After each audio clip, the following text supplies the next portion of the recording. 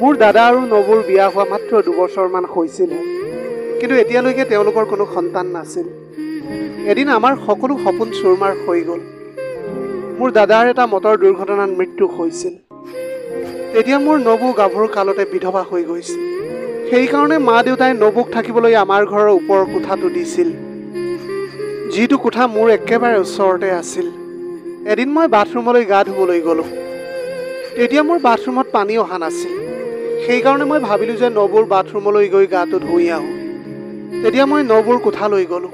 তেতিয়া নবুৱে নিজৰ বিচনাখন পাৰি আছিল। মই নবুক সুধিলোঁ, নবু, কি মই আপোনাৰ বাথৰুমত গা ধুবলৈ পাৰিম নেকি? তেতিয়া নবুৱে মোক মিচিকিয়াই হাঁহি মাৰি ক'লে যে ইয়াতেনো সুধিবলগীয়া কি কথা আছে।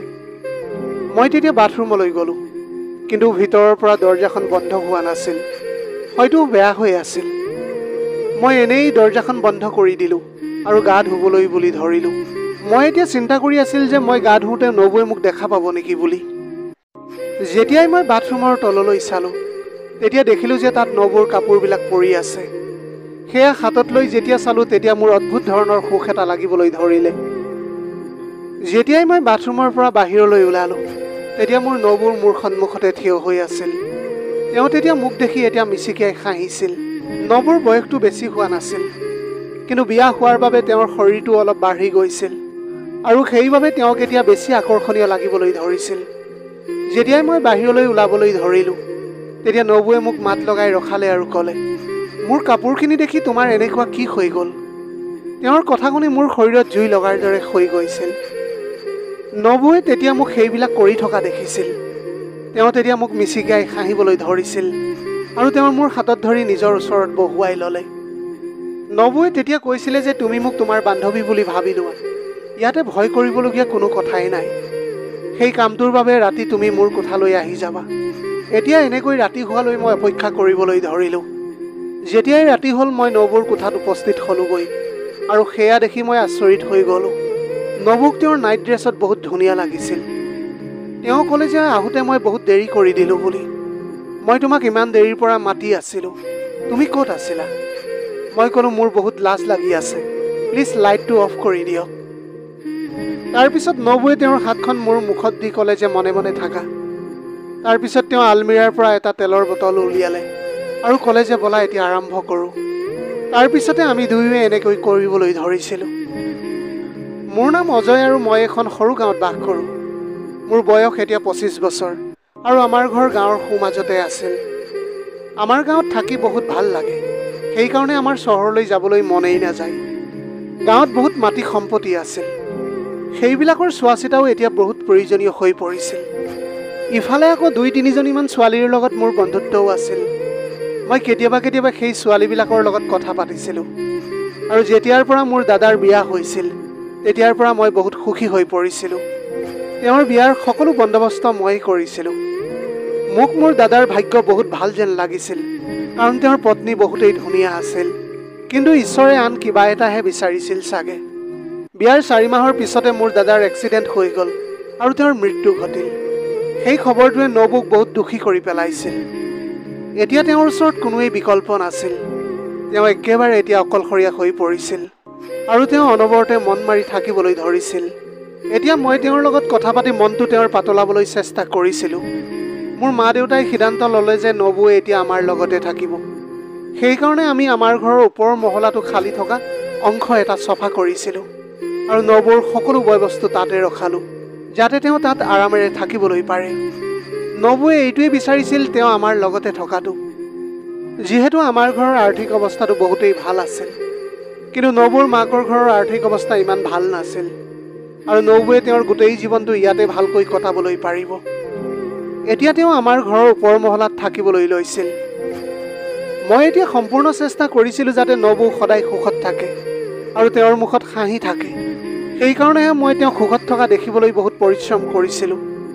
নবুৱে এতিয়া লাহে লাহে সুখী হৈ পৰিছিল আৰু তেওঁৰ মুখৰ হাঁহি এতিয়া উভতি আহিছিল। কেতিয়াবা কেতিয়াবা মই ভাবিছিলোঁ যে তেওঁ নিজৰ পৰিয়ালৰ অবিহনে কেনেকৈ থাকিব, কাৰণ এয়া বহুত কঠিন এটা কাম আছিল। মোৰ নবুৰ প্ৰয়োজন এতিয়া সম্পূৰ্ণ হোৱা নাছিল। তেতিয়া মই ভাবিছিলোঁ যে হয়তো নবুৱে ধৈৰ্য সহকাৰে কামবিলাক কৰি আছে। এবাৰ যেতিয়া মই গা ধুবলৈ গৈছিলোঁ, তেতিয়া হঠাতে পানী শেষ হৈ গৈছিল। ইফালে মোৰ কামলৈও যাবলৈ দেৰি হৈছিল। মই বহুত চিন্তিত হৈ পৰিলোঁ যে এতিয়া কি কৰোঁ। তাৰপিছত মোৰ মনলৈ আহিল যে নবৌৰ বাথৰুমত পানী আহি আছে চাগে, কাৰণ তেওঁৰ পানীৰ টেংকিটো বেলেগ আছিল। যেতিয়া মই নবৌক ক'লোঁ তেতিয়া তেওঁ ক'লে যে কোনো কথা নাই। মই সেই কথা শুনি মোৰ টাৱেল লৈ ওপৰলৈ গুচি গ'লোঁ। নবৌৰ বাথৰুমৰ দৰ্জাখন ভিতৰৰ পৰা লক কৰিব পৰা নাছিলোঁ। মই এতিয়া বিপাঙত পৰিলোঁ। মই এতিয়া ভাবিছিলোঁ যে যদি মই দৰ্জাখন এনেকৈ এৰি দিওঁ তেনেহ'লে নবৌৱে ভুলতে ভিতৰলৈ আহি যাব আৰু মোক এনেকুৱা অৱস্থাত দেখিবলৈ পাৰে। সেইকাৰণে মই নবৌৰ কোঠাৰ দৰ্জাখন বন্ধ কৰিবলৈ চেষ্টা কৰিলোঁ। মই দেখিলোঁ যে তেওঁৰ কোঠাৰ লকটো নাই লগা। মোৰ হাতত আৰু বেলেগ একো উপায় নাছিল। মই দৰ্জাখন এনেই বন্ধ কৰি সোনকালেই গা ধুবলৈ ধৰিলোঁ, যাতে নবৌৱে আহি পোৱাৰ আগতে মই গা ধুই ওলাই যাবলৈ পাৰোঁ। যেতিয়া মই গা ধুই টাৱেলখন মেৰিয়াই বাহিৰলৈ ওলালোঁ তেতিয়া কোঠাৰ দৰ্জাখন মেল খালে আৰু নবৌ কোঠাৰ ভিতৰলৈ সোমাই আহিছিল। এতিয়া তেওঁ মোক দেখাৰ লগে লগে হাঁহিবলৈ ধৰিছিল আৰু লগতে ক'লে যে তোমাৰ শৰীৰটো তুমি বৰ মজবুত বনাই ৰাখিছা। তেনেতে হঠাতে মোৰ টাৱেলখন খোল খাই মজিয়াতে পৰি গ'ল। নবৌৱে মোক দেখি আচৰিত হৈ পৰিছিল। তেওঁ এতিয়া মুখখন মেলি একেবাৰে নিথৰ হৈ মোৰ ফালে চাই আছিল। তাৰপিছত তেওঁ মোৰ প্ৰশংসা কৰিবলৈ ধৰিলে। তেওঁ ক'লে যে তুমি মোক তোমাৰ বান্ধৱী বুলি ভাবিবা, একো লাজ কৰিবলগীয়া নাই। কথাটো শুনাৰ পিছত মোৰ অলপ চিন্তা কমিল, কিন্তু তেওঁ মোৰ ফালে একেৰাহে চায়েই থাকিছিল। এতিয়া তেওঁ মোক এনেকৈ চাই থকাৰ কাৰণে মোৰ বহুত লাজ লাগি গ'ল। তাৰপিছত হঠাতে তেওঁ উদাস হৈ পৰিছিল। মই বুজি পাই গ'লোঁ যে তেওঁৰ মোৰ দাদালৈ মনত পৰিছিল। যেতিয়া মই তেওঁক সুধিলোঁ তেতিয়া তেওঁ ক'বলৈ ধৰিলে মোৰ জীৱনৰ সকলো সুখ অনুভৱ শেষ হৈ গৈছে। মই তেওঁৰ কথাবিলাক শুনি তেওঁৰ প্ৰতি আৱেগিক হ'বলৈ ধৰিছিলোঁ। এতিয়া নবৌৱে মোৰ হাতত ধৰি মোক বিচনাত বহুৱাই দিছিল। তাৰপিছত নবৌৱে ক'বলৈ ধৰিলে যে এতিয়া মই তোমাক এনেকুৱা সুখ দিবলৈ বিচাৰোঁ যাৰ ফলত তুমি সকলো কৰিবলৈ সাজু হৈ যাবা। কিন্তু মই তেওঁৰ কথাটো শুনি এতিয়া ভয় খাই গৈছিলোঁ। তেওঁক দেখি এতিয়া মোৰ উশাহটো একেবাৰে ঘন হ'বলৈ ধৰিছিল আৰু মোৰ বহুত ভয় লাগিবলৈ ধৰিছিল। মই বুজি পাই গ'লোঁ যে নবৌৱে বহুত দিনৰ পৰা ভোকত আছিল। মোৰ এতিয়া মনে মনে মন গৈ আছিল যে ময়ো অলপ মজা লওঁ, কিন্তু নবৌৱে ক'লে যে এতিয়া সেইবিলাক কৰাটো অলপ জটিল হ'ব। তুমি ৰাতি মোৰ কোঠালৈ আহিবা, মই তোমাক সকলো শিকাই দিম। মই বহুত ভয় খাই গৈছিলোঁ আৰু লগে লগে তাৰ পৰা মই বাহিৰলৈ ওলাই আহিলোঁ। মোৰ অন্তৰে কৈ আছিল যে ৰাতি এনেকুৱা হওক যাতে তেওঁৰ কোঠালৈ মই যাবলগীয়া নহয় আৰু যাতে মই তেওঁৰ সেই কামটোৰ পৰা বাচিবলৈ পাৰোঁ, কাৰণ মই মোৰ জীৱনত এনেকুৱা কেতিয়াও কৰি পোৱা নাছিলোঁ। তাৰপিছত ৰাতি আমাৰ ঘৰলৈ আলহী আহিছিল। তাত মোৰ এগৰাকী সম্পৰ্কীয় ভনী আছিল। তাইৰ বিয়া কেইদিনমানৰ ভিতৰতে হ'বলৈ গৈ আছিল। তাই নবৌৰ লগত ফেশ্বনৰ কথা পাতি আছিল। মই তেতিয়াহে আচৰিত হৈ পৰিছিলোঁ যেতিয়া নবৌৱে মোৰ সম্পৰ্কীয় ভনীজনীক সকলো কথা কৈ দিছিল। যেতিয়া তেওঁ মোৰ সন্মুখত সকলো কথা কৈ আছিল তেতিয়া মই ক'লোঁ যে মই বাহিৰলৈ যাওঁ। তেতিয়াই নবৌৱে মোৰ হাতত ধৰিলে। মোৰ তেতিয়া বৰ ভয় লাগিবলৈ ধৰিছিল। অৱশেষত মই ধৈৰ্য ধৰিলোঁ আৰু মই বিচৰা নাছিলোঁ যে সকলোৰে সন্মুখতে এইবিলাক হোৱাটো। তেতিয়া মই তৎক্ষণাত নবৌৰ হাতখন এৰুৱাইছিলোঁ আৰু বাথৰুমলৈ বুলি গুচি গ'লোঁ। মোৰ ভণ্টিজনীয়ে ৰাতি থকাকৈ আহিছিল। দুৰ্ভাগ্যক্ৰমে মোৰ মা দেউতাও সেইদিনা কাৰোবাৰ বিয়ালৈ গৈছিল। মোৰ অন্তৰত আন কিবাহে এতিয়া চলি আছিল যে মই নবৌৰ ওচৰলৈ যাওঁ নে নেযাওঁ। মই বাধ্য হৈ নবৌৰ কোঠাৰ ফালে এতিয়া যাবলৈ ধৰিছিলোঁ। ভিতৰৰ পৰা তেওঁ মোৰ ভনীজনীৰ লগত কথা পাতি থকা মোৰ কাণত পৰিছিল। নবৌৱে তেতিয়া ভনীজনীৰ আগত কৈ আছিল যে মোৰ গাভৰু কালটো এনেই গুচি গ'ল বুলি, আৰু লগতে তেওঁ কৈছিল যে মোৰ ভাগ্যত চাগে এয়াই লিখা আছিল। মোৰ ভনীজনীয়ে নবৌক সান্তনা দি ক'লে যে আপুনি আপোনাৰ জীৱনত আগবাঢ়ি যাওক, কি ঠিক আপুনি কোনো ভাল জীৱনসংগী পায়ো যাব পাৰে। সেই কথাটোত নবৌ এতিয়া একেবাৰে মৌন হৈ পৰিছিল। পিছদিনা ৰাতিপুৱা নবৌৱে মোলৈ নাস্তা বনাই আছিল। তেতিয়া মই নবৌক সুধিলোঁ যে ভণ্টি ক'লৈ গ'ল বুলি। তেতিয়া তেওঁ ক'লে যে তাইতো ৰাতিপুৱাই নিজৰ ঘৰলৈ বুলি গুচি গ'ল। এতিয়া ঘৰত মই আৰু মোৰ নবৌ অকলে আছিলোঁ। নবৌৱে এতিয়া সম্পূৰ্ণৰূপে গম পাই গৈছিল যে মই সেইবিলাক কাম কৰি কিমান শান্তি পাইছিলোঁ। নবৌৱে সেইটো সময়ত বগা ৰঙৰ শাৰী এখন পিন্ধি আছিল। হঠাতে নবৌৱে মোক সুধিলে যে কি চাই আছা। মই তেতিয়া একেবাৰে থতমত খাই গ'লোঁ। তেতিয়া মই ক'লোঁ যে একো নাই, মইতো মাত্ৰ এনেই সেইফালে চাই আছিলোঁ। তাৰপিছত নবৌৱে মোৰ হাতখনত ধৰিছিল।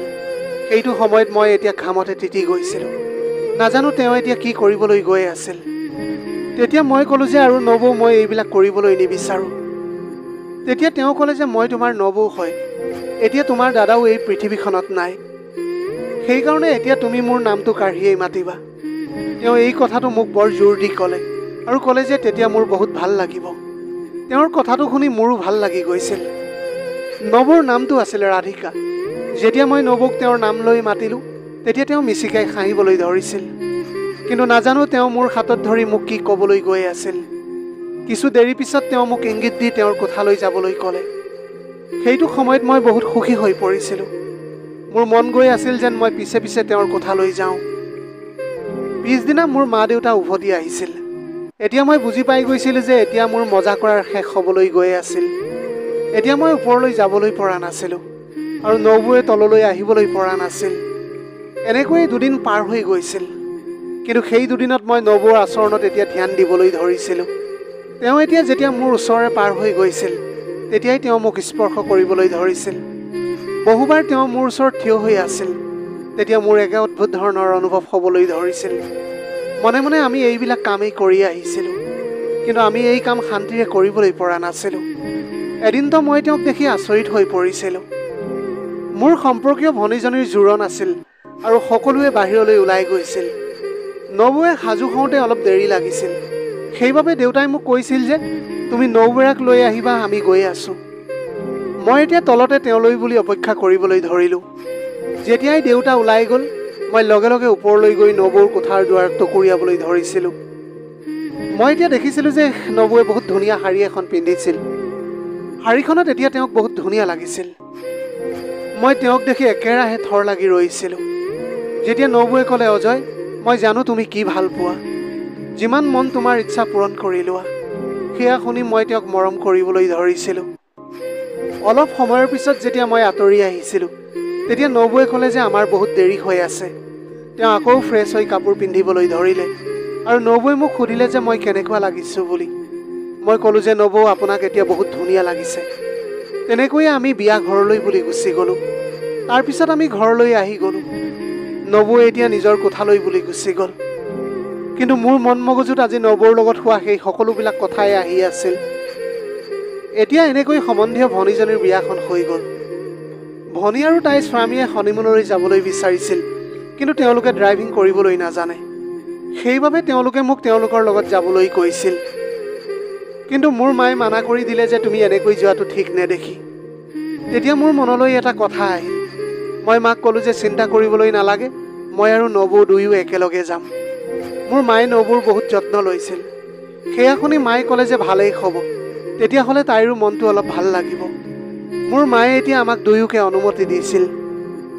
এতিয়া নবৌ আৰু মই একেবাৰে সুখী হৈ পৰিছিলোঁ। তাৰপিছত আমি একেলগে হনিমুনলৈ বুলি ৰাওনা হৈ গ'লোঁ। আমি তেওঁলোকক এখন হোটেলত এৰি দিছিলোঁ। নবৌৱে ক'লে যে তুমি বিচাৰিলে তোমাৰ বাবে এটা বেলেগ কোঠা ল'বলৈ পাৰা। কিন্তু মই জানিছিলোঁ যে নবৌৱে এয়া অন্তৰৰ পৰা কোৱা নাছিল। মই এটা কোঠা বুক কৰিলোঁ আৰু সেই কোঠাটোত নবৌ আৰু আমি দুয়োৱে একেলগে আছিলোঁ। মই নবৌক এতিয়া মনোযোগেৰে চাইছিলোঁ। তেওঁ দেখিবলৈ বহুত ধুনীয়া আৰু এখন খুব সুন্দৰ শাৰী পিন্ধি আছিল। তাৰপিছত মোৰ মনলৈ আহিল যে আমি একেলগে এখন চিনেমা চাবলৈ পাৰোঁ। মই এতিয়া জানি বুজিয়েই সেই চিনেমাখন লগাইছিলোঁ। সেই চিনেমাখন আমি এতিয়া দুয়ো একেলগে মনে মনে বহি উপভোগ কৰিছিলোঁ। তেতিয়া হঠাতে তেওঁ মোৰ হাতখনত জোৰেৰে ধৰিছিল। যেতিয়া মই নবৌৰ মুখলৈ চাইছিলোঁ তেতিয়া মই একেবাৰে আচৰিত হৈ পৰিছিলোঁ। মই বিচৰা নাছিলোঁ যে তেওঁ কিবা কথাক লৈ দুখ কৰাটো। যেতিয়া মই নবৌক সুধিলোঁ যে আপুনি কিয় দুখ কৰি আছে বুলি, তেতিয়া নবৌৱে ক'লে যে এইটো সময়ত মোৰ দাদালৈ বহুত মনত পৰিছে। মোৰ এতিয়া কথাটো শুনি একেবাৰে লাজ লাগি গৈছিল আৰু সেইটো সময়তে মই তেওঁক জোৰেৰে সাবটি ধৰিলোঁ। মই তেতিয়া তেওঁক ক'লোঁ যে মোক ক্ষমা কৰি দিয়ক নবৌ, মই আৰু এতিয়া ৰখিবলৈ নোৱাৰিম। মই তেতিয়া লগে লগে তেওঁক সুখী কৰিবলৈ ধৰিছিলোঁ আৰু তেওঁ তেতিয়া বহুত শান্ত হ'বলৈ ধৰিছিল। এতিয়া এনেকৈ কেইদিনমান কটোৱাৰ পিছত আমি ঘৰলৈ বুলি গুচি আহিলোঁ। মোৰ মায়ে নবৌক দেখি এতিয়া বৰ সুখী হৈ পৰিছিল। তেওঁ নবৌক লৈ চিন্তিত আছিল যে নবৌৱে এতিয়ালৈকে কিয় বিয়া কৰোৱা নাই বুলি। মই তেতিয়া মাক মৌন কৰি দিছিলোঁ যে যদি নবৌৱে নিবিচাৰে তেনেহ'লে আপোনালোকে জোৰ জবস্তি কৰি তাইক বিয়া নিদিব। মোৰ এতিয়া নবৌৱে সদায় দুখ কৰি থকা দেখি মনতে বহুত বেয়া লাগিছিল। মই এতিয়া মনতে থিৰাং কৰিলোঁ যে মই নবৌক বিয়া কৰাম। তেতিয়া মই নবৌক কথাটো কৈছিলোঁ, কিন্তু নবৌৱে অলপ ভয় খাইছিল আৰু ক'লে যে ঘৰৰ মানুহে যদি এই কথাটো গম পায় তেনেহ'লে আমাক দুয়োকে ঘৰৰ পৰা উলিয়াই দিব। কিন্তু এনেকৈ সঁচাকৈ যেতিয়া মোৰ ঘৰত মা দেউতাই আমাৰ কথাটো গম পালে, তেতিয়া তেওঁলোকে মোৰ ওপৰত বহুত খং কৰিলে আৰু নবৌকো যি টি কথা শুনাবলৈ ধৰিছিল। এতিয়া মই মোৰ মা দেউতাক বহুত মান্তি কৰাবলৈ চেষ্টা কৰিছিলোঁ, যাতে আমাৰ বিয়াত যেন সন্মতি প্ৰদান কৰে। অৱশেষত মা দেউতাই মান্তি হৈছিল আৰু এনেকৈ আমি দুয়োৱে বিয়াখন পাতিলোঁ। যদিও তাই বিধৱা আছিল, তথাপিও তাইৰ জীয়াই থকাৰ অধিকাৰ আছিল। এতিয়া মই সম্পূৰ্ণৰূপে মোৰ নবৌক মোৰ পত্নীৰ ৰূপত আঁকোৱালি লৈছিলোঁ আৰু মোৰ মা দেউতাও এতিয়া বহুত সুখী হৈ পৰিছিল। প্ৰিয় দৰ্শক, এয়াই আছিল আজিৰ কাহিনীৰ ভাগ। আজিৰ ভিডিঅ'টি কেনেকুৱা লাগিলে জনাব। যদি ভাল লাগিল তেনেহ'লে লগৰ বন্ধু বান্ধৱীসকলৰ মাজত শ্বেয়াৰ কৰিবলৈ নাপাহৰিব। আপোনালোকৰ গোটেই জীৱনটো হাঁহিৰে উপচি পৰক। পাৰিলে দুখীয়াজনক অলপ সহায় কৰিবলৈ চেষ্টা কৰিব। আপোনালোকৰ অকণমান সঁহাৰিয়ে যদি কোনোবা এজন দুখীয়াৰ জীৱনটো সলনি কৰিবলৈ পাৰে, তাতকৈ পুণ্যৰ কাম আৰু এই পৃথিৱীত একোৱেই হ'ব নোৱাৰে। Have a nice day.